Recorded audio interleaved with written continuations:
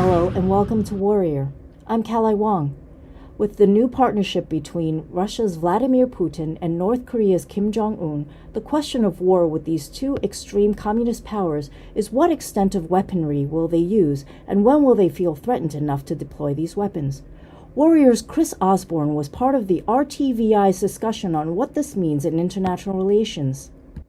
Volatility of the current geopolitical climate and the world environment is very, very intense right now. So nothing seems, I think the term that comes to mind with something like this is unpredictability, right? So the threats that have been nuclear threats from Putin, how credible are they? How real are they? Certainly there must be a survival instinct. And on some level, if you look at the conceptual paradigm of strategic deterrence, any kind of nuclear weapons use could lead to his immediate and complete destruction. So Putin, I'm sure, is a survivalist. He doesn't want to lose power. He doesn't want his country obliterated. And according to strategic deterrence and mutual assured destruction and the nuclear arsenal that the West has, that's certainly very realistic in terms of what could happen. So how realistic is the threat? Then raises the question of tactical. Will lower yield nuclear weapons? Will that lower the threshold to nuclear war? Is there some estimation that perhaps a tactical nuclear strike could be used without a massive catastrophic global thermonuclear war? Don't know.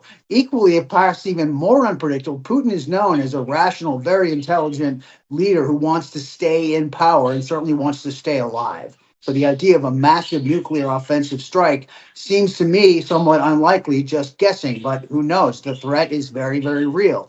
When you look at North Korea, that's different. Kim Jong un is known to be extremely unpredictable and extremely unstable. So, in one sense, you would say using a nuclear weapon amounts to suicide in the sense that you must know you'll be destroyed immediately. Well, is that enough to stop Kim Jong un? It seems it likely would stop Putin. He wouldn't want to encourage his own destruction unless there were some bunker he thought he could ride something out, but that seems very far-fetched. But Kim Jong-un is known to be extremely unpredictable. So I'm sure a lot of the experts wonder what the clues are, what's his past behavior, what might he do in the future. And certainly the recent development of Western weapons being fired into Russia could very well escalate the tensions to the point where North Korea feels it needs to make some kind of a statement or it needs to respond in some way.